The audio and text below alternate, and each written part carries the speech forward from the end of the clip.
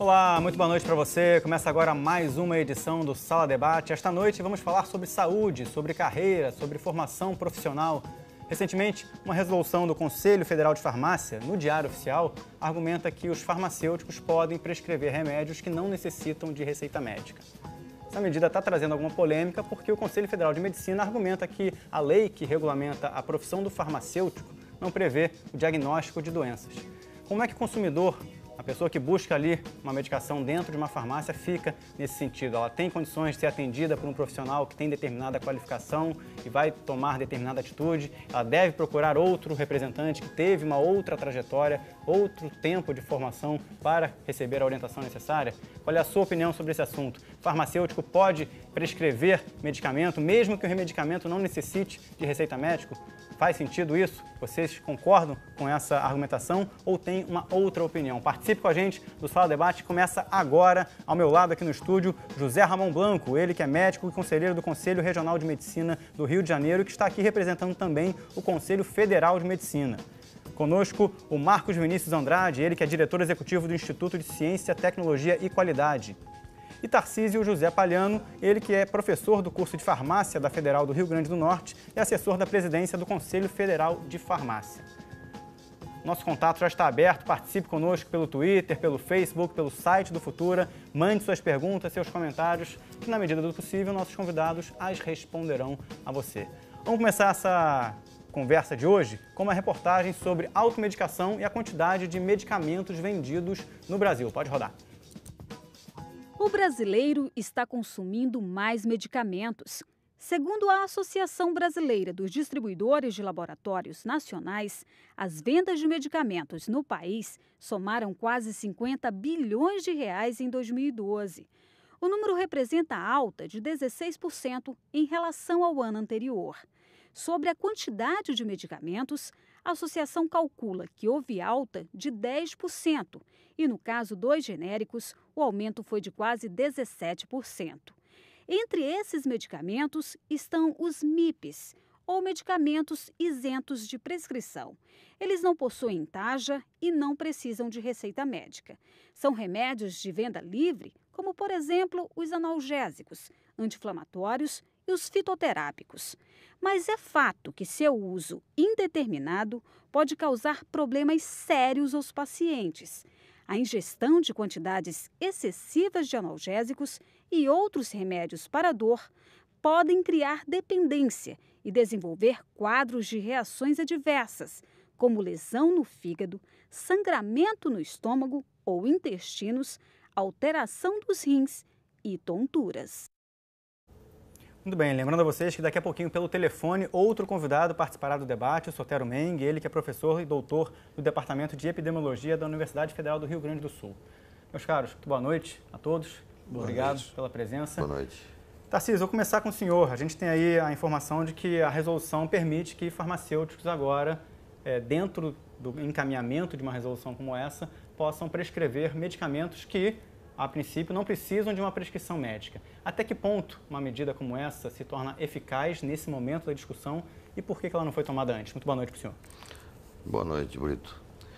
Na verdade, essa resolução, ela, embora tenha sido aprovada e publicada agora, ela já era objeto de discussão no âmbito do plenário do Conselho Federal de Farmácia há um bom tempo, pelo menos há uns 3, 4 anos. É verdade que nos últimos 2 anos isso se acelerou um pouco mais, se acentuou um pouco mais. E com a nova gestão que assumiu em 2012, a diretoria do Federal, isso foi tomado como um ponto de bandeira, né, a ser perseguido por esta gestão. Por isso as coisas se aceleraram mais, mas mesmo assim eu posso lhe dizer que, se não foi aprovado antes, foi exatamente pela preocupação em fazer algo consistente, algo pensado, algo planejado, que não resultasse de nenhum assodamento que depois pudesse trazer consequências não desejáveis por toda a categoria farmacêutica. Essa é a essência de ter sido somente agora. Agora, a razão maior dessa resolução, ela pode ser dita de maneira até simplória.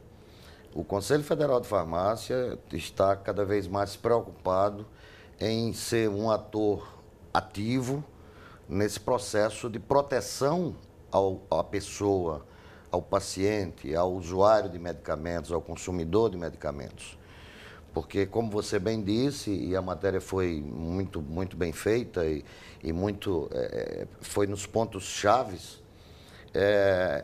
hoje esse medicamento que o Conselho Federal de Farmácia, para o qual o Conselho criou esta regulamentação, é um medicamento que está aí, à mercê, à mão de qualquer pessoa. Deixa eu pegar então a opinião de mais um dos nossos participantes, José Ramon Blanco, que representa aqui o Conselho Federal de Medicina. José Ramon, por que o Conselho Federal entrou com um recurso contra esse argumento do Conselho Federal de Farmácia? Muito boa noite para o senhor. Ô Brito, a questão é da legalidade. As resoluções, nós dos conselhos também publicamos resoluções, mas as resoluções dos conselhos de profissões regulamentadas só atingem aquela população de profissionais. Elas não podem extrapolar o que a legislação estabelece dentro daquela profissão. Então, quando a gente vê que na lei da farmácia, por exemplo, que é da época de Juscelino, quando foi estabelecida a legislação, não havia nenhuma previsão de prescrição. Então, é em cima disso que a gente se bate. E mesmo hoje, com a nova medida provisória aprovada, também em lugar nenhum está dito que o farmacêutico pode prescrever. Agora, essa questão é uma questão do ponto de vista assim, burocrático do Ministério da Saúde, isso é muito simples de se ver. Um produto que é vendido nas farmácias, ele tem um código do Ministério da Saúde. Aqueles que são de número 1, antecipando todo o numeral, ele é de venda livre. Já aqueles que têm o número 2 são considerados medicamentos. E alguns desses oferecem realmente risco, mesmo que não estejam, vamos dizer assim, dentro daquelas medicações dos receituários controlados, receituários onde você usa um talão de cheque branco para alguns produtos, azul para outros produtos, enfim. Então, a preocupação do Conselho Regional de Medicina é sempre com a ética e com respeito às legislações. Para você ter uma ideia, só para fechar, há algum tempo atrás se discutia a questão que abrange toda a sociedade, a questão da eutanásia, a questão da ortotanásia, para você morrer com dignidade e não ficar, como muitas famílias reclamam, do indivíduo ficar dentro dos CTIs com aquela situação que as famílias sofrem muito. E a morte com dignidade. O Conselho de Medicina também baixou uma resolução que foi questionada pela Justiça, porque interferia em procedimentos legislativos de outras esferas. Mas talvez ali o ponto de comparação é um pouco diferente, né? Mas eu estou falando... Pela legalidade, sim. Obviamente, pela legalidade, eu acho que até algumas condições da nossa legislação conseguem avançar também ao longo do tempo, porque o tempo muda e o contexto é outro. Você pode avançar, Brito, mas você não pode ultrapassar. Claro. Existe vamos chegar nesse nível. Existe um ordenamento jurídico que é da Constituição, das leis e depois as resoluções. Claro, até porque se não fosse assim, para que leis, né? Marcos Vinícius, muito boa noite. Boa noite. Vamos tentar agora pensar numa circunstância como essa, independentemente dos conselhos e dos profissionais envolvidos, vamos tentar trazer um pouquinho para o outro lado do balcão, que é o lado do consumidor. Sim. A pessoa chega numa farmácia, procura ali um profissional, encontra um profissional, às vezes não encontra um profissional, quer comprar um medicamento que a priori não precisa de prescrição médica, está ali com uma dor de cabeça, uma gripe, alguma coisa mais simples. O que isso tudo que está em jogo numa discussão como essa muda na confiança desse cidadão comum para adquirir um remédio?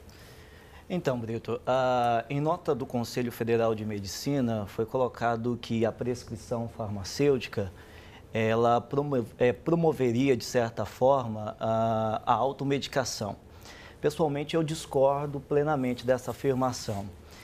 Vejamos, se realmente esta fosse uma preocupação do CFM, entraria assim, então, com um processo para retirada de qualquer medicamento isento de prescrição ao alcance do consumidor. A reportagem mostrou muito bem isso. que hoje nós temos aí um universo de medicamentos que são considerados aí de venda livre, que o consumidor vai lá, consome da forma e na quantidade que quiser, né? Nós sabemos que medicamentos não podem ser considerados produtos de uso comum. E, infelizmente, nós temos hoje, dentro das farmácias, esses medicamentos ao alcance do consumidor. Por, obviamente, legalidade dentro da postura da Anvisa e do Ministério da Saúde, né? Exatamente.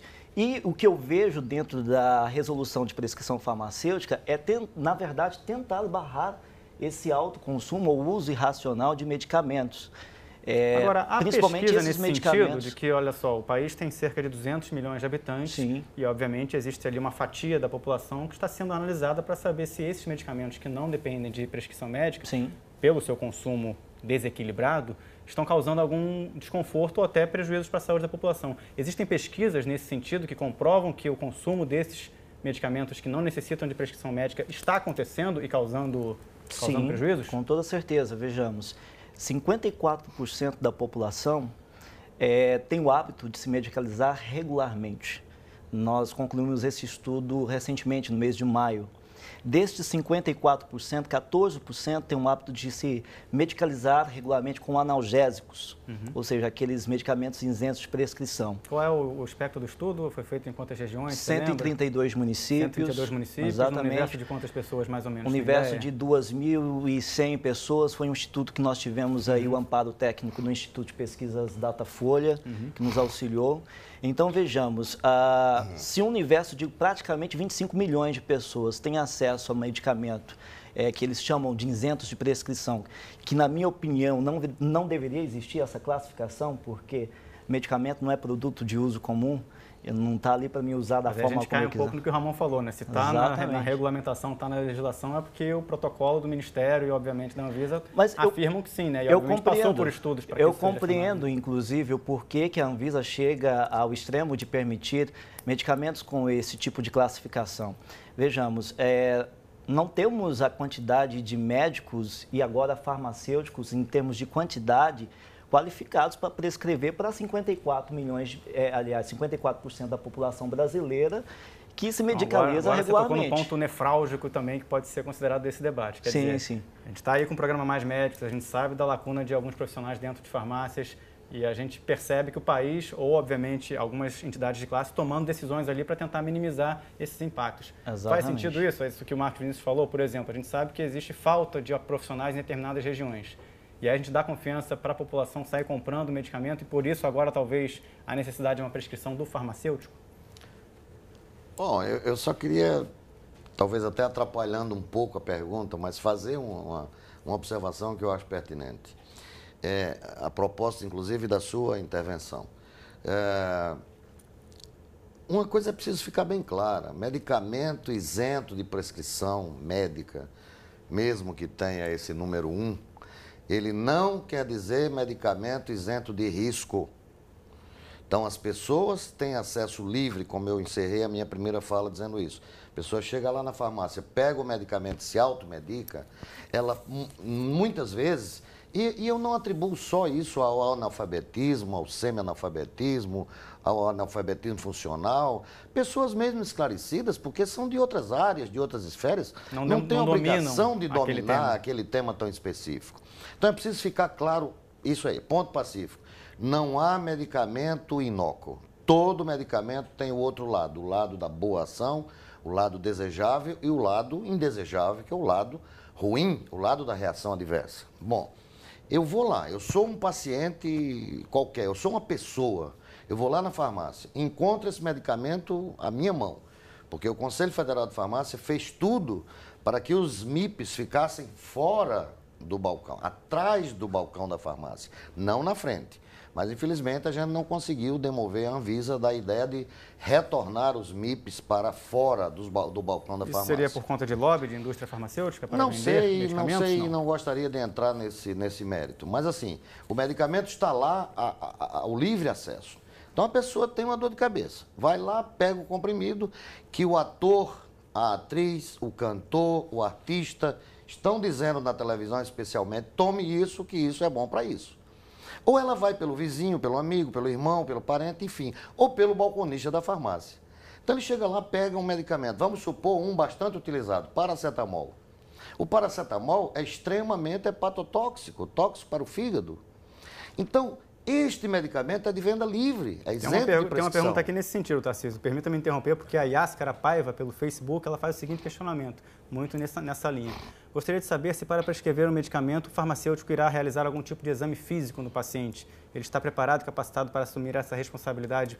E, obviamente que tem que ser analisado caso a caso, né? Talvez não sei se no caso do paracetamol. Mas o que você diria para a Paiva Lima, que quer saber se o farmacêutico faria algum tipo de exame naquele momento, coisa que o médico faz? Olha, porque, retomando o raciocínio, então ele vai lá e pega isso e usa. Ele tendo um farmacêutico a quem se dirigir, ele não vai fazer isso, ele vai ao farmacêutico. E o farmacêutico vai fazer a sua anamnese. O que é anamnese? É o retrospecto, o regresso da memória, é a reminiscência, é procurar na história do paciente se alguma coisa tem alguma correlação, por exemplo, com a hepatotoxicidade. Ele pode desconhecer, ele pode ser um usuário de álcool, crônico ou acidental, informal. Ele pode nem se dar conta de que ele já tem um dano prévio no fígado. Ele usa um medicamento que é tóxico para o fígado. Claro que esse quadro vai se agravar.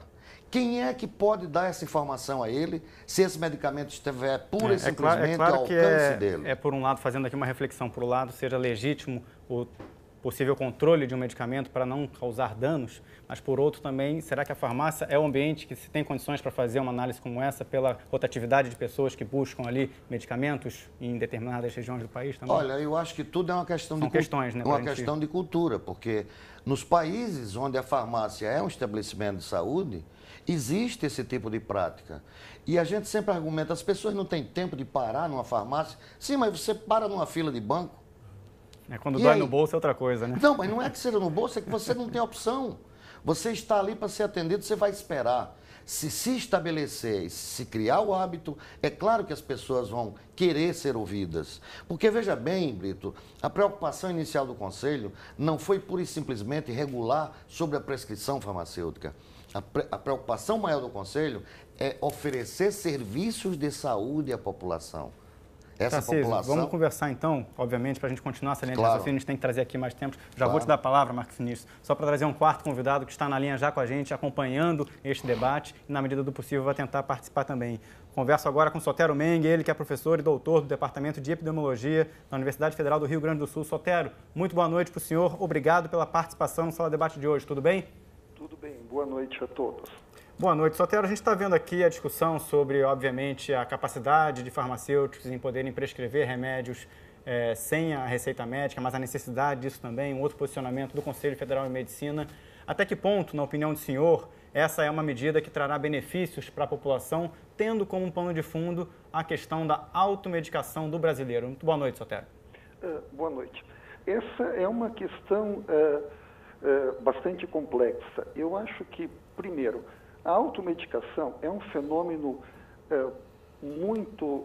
que tem muitas facetas e tem muitas iniciativas. Ele tanto parte do acesso ao medicamento numa farmácia, disponibilizado por um farmacêutico ou por um atendente, tanto quanto do seu próprio estoque de medicamentos. E esse estoque de medicamentos é formado ao longo de um processo de aquisições. Alguns estudos nossos têm mostrado que uma boa parte dessa automedicação é uma experiência que os indivíduos têm de uma prescrição médica anterior. Foi em que alguns estudos nossos nós chamamos de sobrevida da prescrição. O que é isso? Eu fui ao médico, eu fiz uma queixa, ele fez um exame, me fez uma prescrição, eu tive um bom resultado com essa prescrição e então eu aprendo que para esse conjunto de fenômenos eu tenho esse recurso. E isso, ao longo da vida, vai se acumulando, tanto para os indivíduos quanto para os seus parentes e seu familiar. E aí cria-se um conjunto de informações sobre medicamentos que é muito superior a este evento simples da farmácia para produtos de venda livre. Tudo bem, Sotero. Eu vou trazer seu ponto de vista aqui para os nossos representantes, para a gente também continuar esse debate, pedir para o senhor continuar na linha, que já a gente volta com mais questionamentos. Blanco, o que a gente tem a dizer aí nesse ponto de vista do Sotero? A gente está vendo ali mais uma questão que é, obviamente, a cultura do brasileiro de procurar medicamentos, né? Isso ainda é muito pesado, né? Exatamente. E nisso eu concordo com o Tarcísio. Existe realmente uma cultura de procurar uma solução mais prática e todo medicamento, todo produto, seja ele 1, 2, o 3 a gente já sabe que faz mal, que as bebidas alcoólicas e tudo estão dentro do número 3. Então, tudo isso é passível de risco. Uma planta que você mexe em casa é passível de risco. Então, tem certas substâncias, sejam elas medicamentosas ou não, que elas são passíveis de risco. Agora, o que nos preocupa mesmo é realmente a ética, é a banalização das questões de saúde. O que o senhor quer dizer com isso? É dentro da linha que você falou agora há pouco, Brito. É a questão dos mais médicos, onde você joga para a população a esperança de que o problema de saúde estaria resolvido com a presença de um médico importado ou até próprio, né, nativo, né? E, na verdade, nesses locais você não vai ter nenhum aparelho de eletrocardiograma, ultrassonografia, não estamos falando em tomografia. Não é o profissional que vai fazer milagre. Exatamente. Então, na verdade, você querer jogar nas costas de uma profissão a incapacidade governamental, seja ela em que nível for, federal, estadual, municipal, da solução da saúde, onde falta financiamento, onde falta gestão, onde você tem profissional de saúde, seja ele médico, seja ele farmacêutico, seja ele um odontólogo, e você joga na mão do prefeito, que não te remunera, e depois vem colocar na categoria médica a falência disso. Realmente, há lugares que realmente faltam médicos, mas a população não pode ser enganada. Não pode ser enganada, então... mas é nesse contexto. E eu te digo o seguinte, Brito, isso não é um plano de governo atual, isso é um plano do Banco Mundial que já vem há mais de 30 anos, com a banalização das ações de saúde e a substituição de profissionais em procedimentos que reduziriam em 65% a demanda da utilização de médicos e a substituição por outras coisas. O parlamento aqui brasileiro já tentou isso. O atestado médico de saúde, houve projetos aí de botar atestado de saúde. Então, qualquer profissional da área de saúde poderia dar. Graças a Deus que isso não passou. E assim tem uma série de outros. Na área de perícia, eu trabalho em perícia médica há 37 anos, havia uma modificação, um projeto de lei que, ao invés de dizer que o laudo médico-pericial, se tirava a palavra médico. Eu não acredito mais em Papai Noel. Eu também acho que a categoria médica não é a Geni, que foi cantada pelo Chico Buarque. Então, nós vivemos um momento de apreensão e é preciso que a população saiba da colocação como os médicos estão se sentindo. Mais opiniões da população aqui agora. Temos a Analice Freitas Figueiredo, ela fala o seguinte, olha, é bom lembrar que apenas foi regulamentado o que já ocorria no cotidiano do exercício da profissão do farmacêutico. Mas fiquem atentos, apenas farmacêuticos com especialização na área clínica poderiam prescrever. Isso é fundamental que se fique claro. Faz alguma diferença esse tipo de ponderação, quer dizer, a especialização numa área clínica dentro da figura do farmacêutico? O que você acha? Com toda certeza. Inclusive, a própria resolução da prescrição farmacêutica já prevê alguns conhecimentos necessários que serão básicos aí para que o farmacêutico esteja habilitado a prescrever.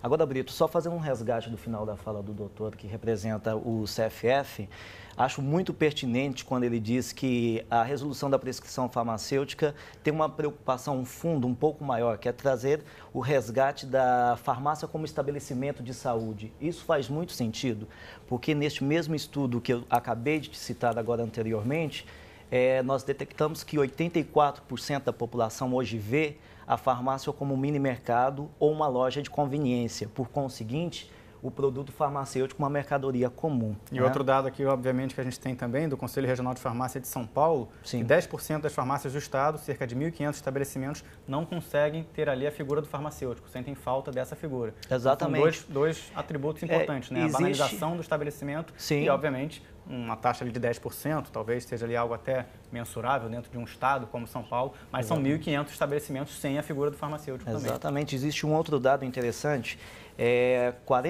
somente 46% da população brasileira hoje, ao chegar dentro de uma farmácia, consegue identificar quem é o farmacêutico. Eu acredito que a partir de agora, com a implementação de uma prescrição farmacêutica, esse profissional ele será mais atuante na comunicação de saúde de um modo geral. Eu acho que no dia a dia, conheço pessoas que às vezes também têm dificuldade para identificar, até confundem com balconista. Até porque todos estão vestidos de branco, enfim. Vamos trazer mais perguntas aqui, gente, mais posicionamentos. A Jaqueline Soriani, obrigado Jaqueline pela sua participação, ela fala o seguinte, pelo Facebook, a automedicação pode trazer muitos malefícios. Acredito que com a orientação correta do farmacêutico, esses males serão minimizados. O Rogério Felício, ele também fala, olha, não corremos o risco do paciente estar sofrendo de uma doença grave pelo diagnóstico superficial de um farmacêutico, trazer ali consequências ainda mais graves. Talvez uma doença grave não demande um medicamento sem prescrição, obviamente, né? Faz aí uma ponderação o Rogério, mas dentro do contexto aqui do debate, Rogério, acho que dificilmente uma doença grave poderia ter ali um medicamento desses que estão em debate aqui hoje. Correto, Tarcísio? Correto. Vamos lá, mais perguntas aqui que estão chegando pelo Facebook. Pergunta da Juliana Pires, olha, a farmacêutica já falou que é boa essa resolução, a população teria realizado menos automedicação, a classe farmacêutica está preparada. Obrigado, Juliana, pela sua participação. Enfim, a gente está aí com um desafio pela frente. Que perspectiva os senhores têm de encaminhamentos de uma resolução como essa? A gente está aí, obviamente, vivendo um trâmite, um trânsito, mas algo vai ser definido. Talvez daqui a 2, 3 meses, temos aí cerca de 150 dias, 170 dias a partir de agora para termos novos encaminhamentos. O que vem por aí? Eu acho que o cenário... Tem um revés ou não tem um revés? Não, o cenário ele está realmente muito nebuloso por causa de várias situações. Essa é apenas mais uma. Ela não é isolada, ela vem dentro de um concerto. Isso daí é um mix. Então... se falou aqui uma dor de cabeça e tudo bem. Olha, uma cefaleia, uma dor de cabeça, ela pode representar uma série de condições de doença, de adoecer, inclusive tumores cerebrais. Então, a boa fé, a boa intenção não substituem, às vezes, uma orientação clínica. Então, o perigo é esse, é a banalização, não no sentido pejorativo de querer diminuir ninguém, nenhuma profissão. Pelo contrário, Tarcísio, eu quando passei na medicina, eu também passei na farmácia. Eu ia ser farmacêutico se eu não passasse lá na Praia Vermelha. Bom, nós vamos trazer na volta do bloco, Tarcísio. Eu vou trazer, obviamente, para o bloco concluir, mas eu vou trazer a palavra para o senhor na volta do bloco. A gente vai fazer um intervalo rapidamente, são 9h33, o programa vai até às 10 horas da noite. Continue mandando perguntas e comentários pelo Facebook. Eu gostaria de agradecer aqui a participação do Sotero Meng, que gentilmente, pelo telefone, participou deste primeiro bloco do debate. Até uma próxima oportunidade, Sotero. A gente vai para o intervalo rapidinho e você de casa continue mandando perguntas e comentários pelas redes sociais, que daqui a 1 minuto e meio a gente volta com o Sala Debate. Até já!